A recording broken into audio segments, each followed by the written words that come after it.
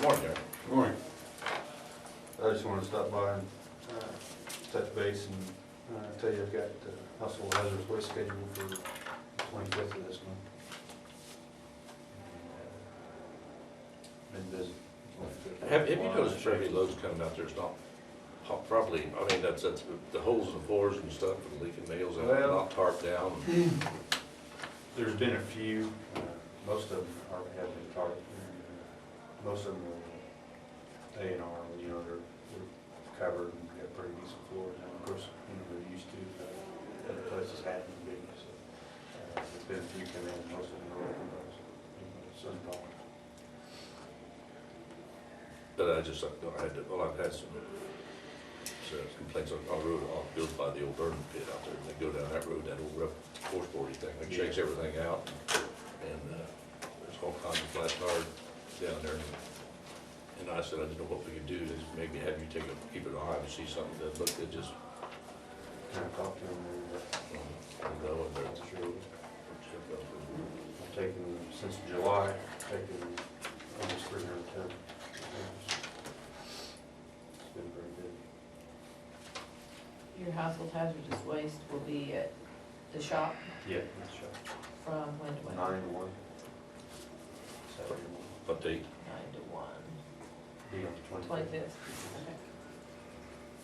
That's fine, I think that's my name. Yep. You'll put ads in the paper when you do Yes. this, don't you? Put flyers out. This year we purchased another loader from the. Oh, that's right. And I ordered, a while back, it's been about a month and a half, you know, I called the price of home bill for the tires. Within that month and a half, it's gone up $200 per tire. 200 per tire? 200 per tire. Went from 1,640 to 1,840. I've got that scheduled to have it done the 14th of this month. It's on bill. You know what that cost? I ordered new tires for it. You know, I ordered by it, so they're half price of they're selling it already with no point in going the radio. You have it ready, so I went ahead and ordered brand new tires. So they're in and waiting. That way, After you the tires that are on the loader now, it's got 40% tread on them. You know, I didn't see any point going that expensive 40% tire, you just start with new ones and put off. Had to do that for. Well, you're not worried about putting air in it anymore, I mean, just rub them to the wear out, basically, don't you, just Yeah. tread wears out. Well, tread, even when the tread wears down very low, what they do is once the tread gets down, it's about balls, they'll start splitting out. So it really is wrong.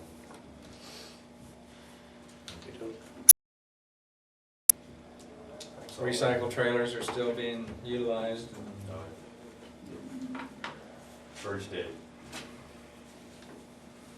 You know, they started plain cardboard, or are they still overstocked on? Well, they started taking corrugated. But then the non-corrugated cardboard. Yeah, they're starting to take They it. is. Or are they, you gotta have a container down there for it, or you have to have a sign up, no, not corrugated the other day down there. Yeah, I took it down. Oh, did you? Okay. I didn't. I took it down. And you know, they're still getting quite a bit of it thrown in with the. Oh, yeah. I seen it, other than some corrugated, You know, other than just throwing the dumpster down, we got the box down there for us. All righty. All right. Thanks. Thank you. I'm just here. You're just here? Yeah. Okay. Morning. Good morning.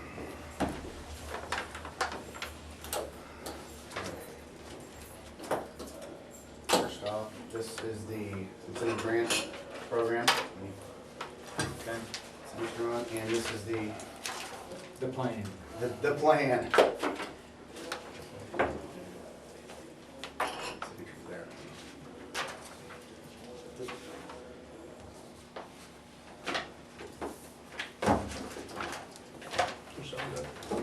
Service director.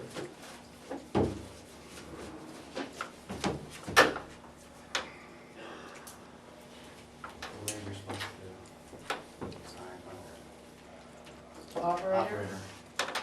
And I would sign under service director. service director. Okay, we've got this proclamation, and we've got this application for this grant.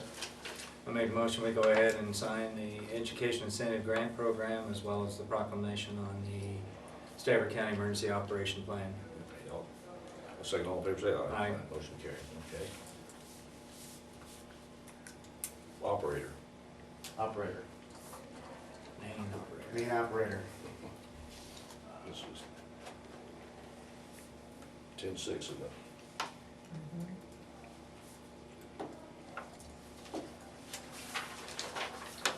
Just copy that.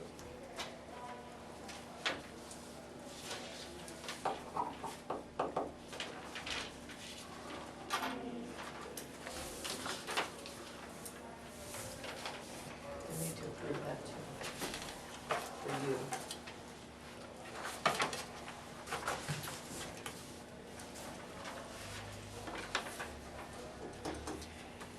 And this is for the EMS petty cash account, taking Jason and Angie's name off of it and putting my name on it as the primary, and the only one with the card, and making TJ the emergency backup on the account.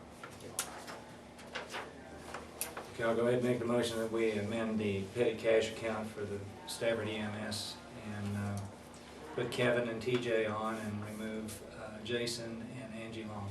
Yeah, second, all in favor, say aye. Aye. Motion carried.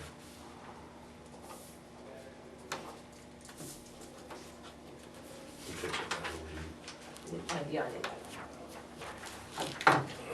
that. This is a previous claim voucher that was denied prior to my arriving here. It's for 2 pairs of pants and 1 parka. My understanding, her personnel, it was approved, the pants were approved because they were damaged on a call. So, and also the parka was for TJ.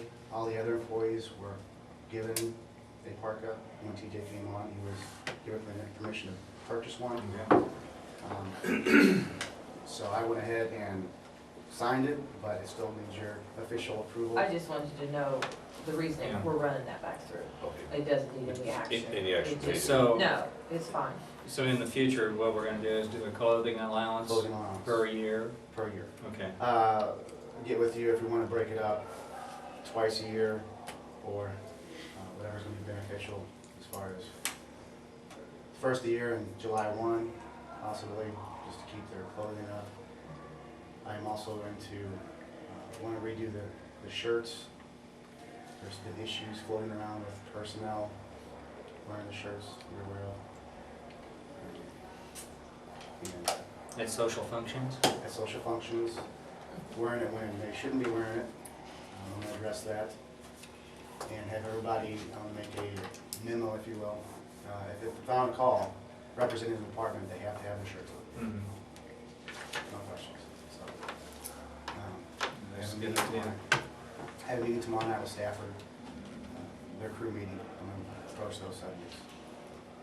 Also, there will, per the FCC regulations, we haven't been allowed to use any kind of TIN codes, nor the code status of ambulances. That was after the post 9/11 commission. Mhm. So I'm going to put out the word on that, no longer TIN codes will be used at all for that reason. So we'll go from there. Also, on those same kind of lines, from the executive director from the Region 3, it's been requested, and I'll give you this, that we letter the ambulances for mass casualty incidences, i.e. the tornadoes that came through Greensburg. When there's multiple ambulances on scene, they have to be lettered, and this is voluntary. With, ours would be SF for Stafford, 1, 2, 3, 4 per ambulance, so they know specifically who's going where. So they keep track of So the they people keep who's track. coming in, make sure they don't have the wrong people in there. The issue they had before, when we had Sedgwick and all these other ambulance services in, and they're all ambulance 1, medic 1, whatever, they'd say you're in ambulance 1 or medic 1, well, there's 4 of us in there, so. We will get approximately $178 reimbursed from this. I have already called the lettering company that they request, and they're sending me a bid proposal and color swatch. So I'll get that. They've got one, they request you use it, so they're all be uniform there, right? Right, they actually sent a couple different variations of the style. A minimum 4-inch lettering. It has to be on all 4 sides of the ambulance.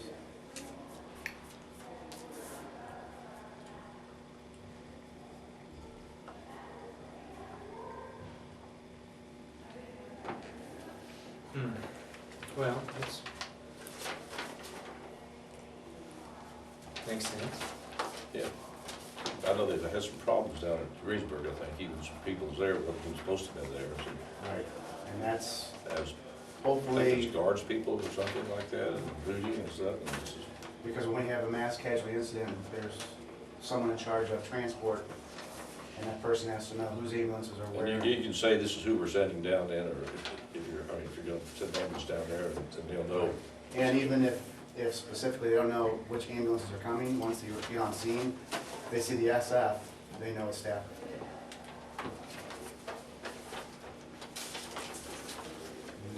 That's really the only important things I have at the moment. Okay. Any questions for me? Gee, it hasn't even been a week yet, has it? No. But it's all going smoothly. Good.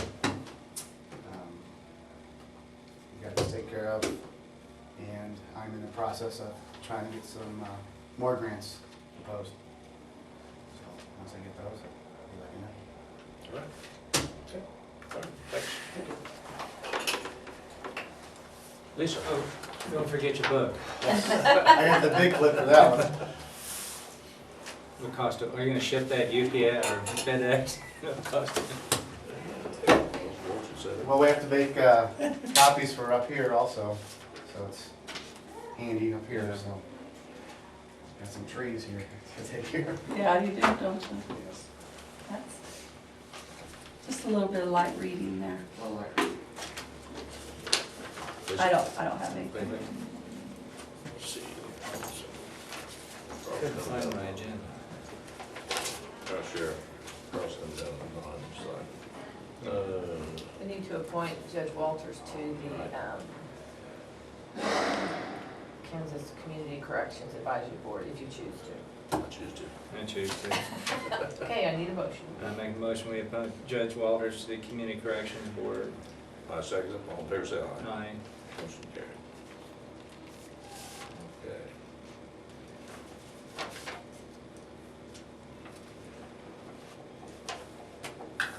Okay, that's taken care of. Okay, I guess we'll recess then for now. There's gonna be volunteer people put up the building. And that was a TJ and Carol, did you? Harold's project. That they poured the the footings and floor, and then volunteers, under the direction of this Love, was gonna erect the building. Okay, so Love was the general contractor on it. He was the one, I think, that The city. they furnished the building. But Radium was the contractor, was the, what do you call it? Who signed the contract? City ready? So they were to administrate the oversight of the building. Yes, And it was my Love's understanding. Construction was gonna be the general contractor on it, or were they just? He was supplying the material. Right. Okay. And we have paid that. I can look, but I'm sure we paid that $10,000. I just talked to Michelle and she couldn't pull it up. I can look, but I think we did. I thought they had paid up front. I think it went through a treasure A check. treasure check, I I'm think sure you're it's, right. yeah. Yeah, it wasn't, so we need to. So that would be already paid out of there. Let us look. So it's my But- understanding is the volunteers, it was Harold, TJ, and the city of Radium. Is it being put up? I have not been Oh, out there yet. I okay. just was handed this the other day and I'm just trying to get a handle on what's happening. We'll have to go back through the daily work. I don't remember how long ago that's been. But if I recall, I think we had to pay for that before they deliver the building. Yes. I think so. We paid for it. Yeah, I'm sure we did. So that should be paid for. This one is dated April 5th. So, proposal. There's nothing on, this has an invoice number of $12.50. Was that out of fire or EMS? It Probably fire. should have been on fire. I'll go look. Yeah, I know. And, All right. go ahead. That's it. Just I was gonna change the subject. go ahead. Okay. You got four. The Maxville, the one that's over Jerry's now is completed, is finished, Yes. and is ready to roll. Are we gonna sell it, or? As far as I understand, it is completed.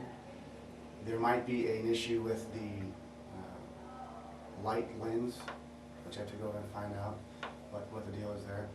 The Maxville unit they're running out of right now is having a lot of issues. I just signed actually the Maxville unit that's in service, I mean the Stafford unit that's in service, had a new radio put in, or not radio, siren put in. The Maxville unit's having some issues, running issues, that's 7.3. The turbo diesel up there is having problems. The unit we have here is a backup in St. John, is actually a better unit. So I'm thinking about switching those two units as far as repair costs go. And then taking possibly the units that's fixed and the Maxwell unit there now and trading them both in or selling them both and getting bids on what it would cost as far as trade-ins go to get a new backup ambulance. And also see the Stafford ambulance, what the issue is with that. Right now they have a single tone siren, just on and off, so that's another issue. So I have to figure out what's cost effective and most prohibitive as far as getting two ambulances and trading them in on a new ambulance and backup, or I really want to go. But I do want to switch the backup here in Maxville's right now. Because I think, didn't we issue a check? I thought it was, the unit that's over at Jerry's now is, the alternator and all that has been done. You had a voucher, we had a voucher last. We had a Yeah. voucher. Yeah, I remember signing a check for it. So I just wondered why it was still sitting over there. That I'm not aware of. I will find out. I have to go over it today to Stafford. I actually also let you know Stafford's hospital's EKG machine was down the other day. There was none. So I took mine over there out of my truck and showed them how to use it, let them borrow it overnight. So they had at least an EKG machine. And I'll go back and get it today from them. So. Wasn't Maxwell truck having problems with the diesel because they weren't starting it very Yeah. often? That they don't start very often, then they go to start it, it's hard to start. Yes. That's one issue. Apparently the transmission issue also, some type of cutoff switch issue. There's a lot of issues going on right now, and it has a lot of 130,000 miles, or there's a lot of miles. Whereas this one here, I believe only has 60 or 70,000 miles, and that's our backup. So I'd like to flip-flop. Isn't that the one we got from Baxter Springs, or? We got an We ambulance got from, one from somewhere back east. That's the one that Maxwell's running out of right now. That when it was purchased, it already had high mileage. yeah.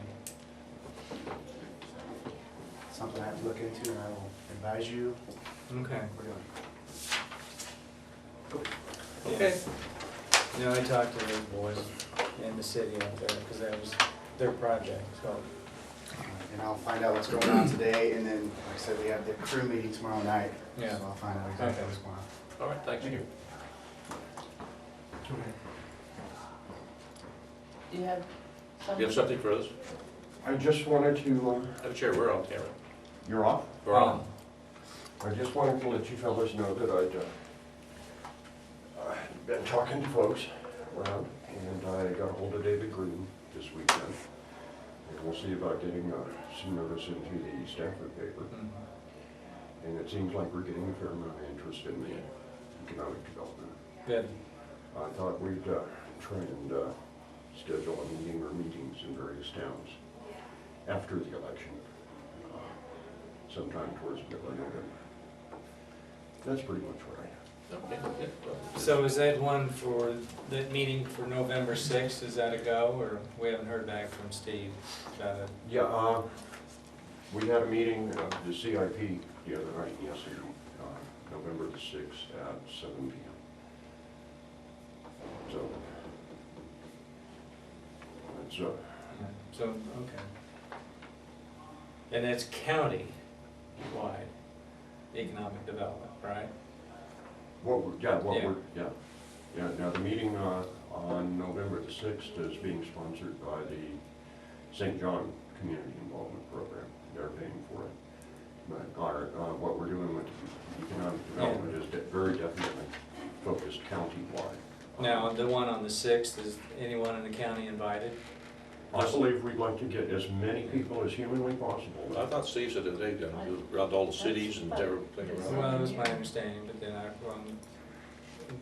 I was told on Saturday, it was, this meeting on November the 6th was just St. John only. I don't know. That's not what he said in here. Not even the minutes reflected that. No, as a matter of fact, we'd like to get as much word out to people as Right. possible. Of course, the more people we get involved, and the more people we get knowledgeable, the better direction we can have. And yeah, it's important that we get the word out to everybody in the county as well as we're able to. Of course, as far as the Economic Development Committee goes, we have put a notice in the St. John paper with my number on it. We've also announcing it on the news at the TV station, and now we'll get it in the Stafford Courier. And I anticipate having some time this week to be able to go up and talk to the people at Radium and Hudson and Seward, and I have talked to some of the people out in the rural areas. And everybody understands that we need to do something if we're going to have a healthy county. And the more people we can get involved in it, the better off we'll be. Sounds good. I did get a phone call from Kevin McConnell last week, but I missed it, and he was going to call me back because he hasn't got his local number yet, apparently. But if I don't hear from him in the next day or so, I'll run over there and knock on his door. Okay. He sounds like he's going to be a tremendous I asset. think so. Yeah. All right, Ron. Thank you, gentlemen. Thank you very much for coming in. Now, Carl, How you guys doing? Staying dry. Good. Neither. Fine. Okay. I'm coming in today about the compliance letter that you guys received, go over some of that with you, some that we're substantially out of compliance.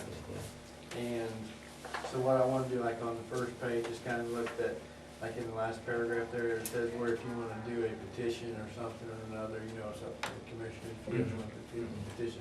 I wouldn't recommend that. It's kind of a waste of time to try to get some sales taken out of the sales ratio study, and it's not that really that pressing. You have to go through this, I'll show you why. On the second page, of course, if there's no petition, it says either the commissioner from the south can do a corrective action and get it to Bob Kent PVD, and I'll do that this morning. Okay. that's a question. What's the time limit on this we have? Well, you have till October 10th October 10th. at 5 p.m. if you're gonna do a petition Oh, okay. on there.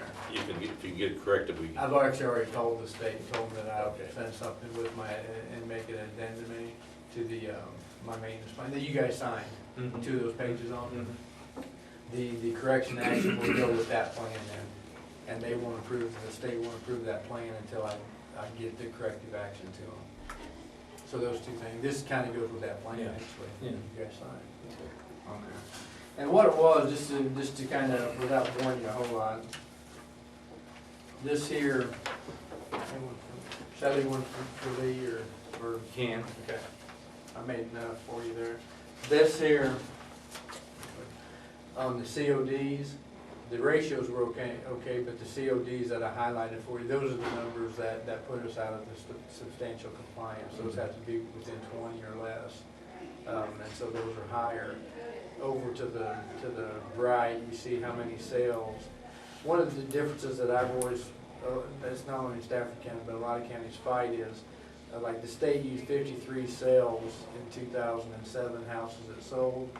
what I can use, and I'm gonna show this to you here. I'll just get you on the right page here.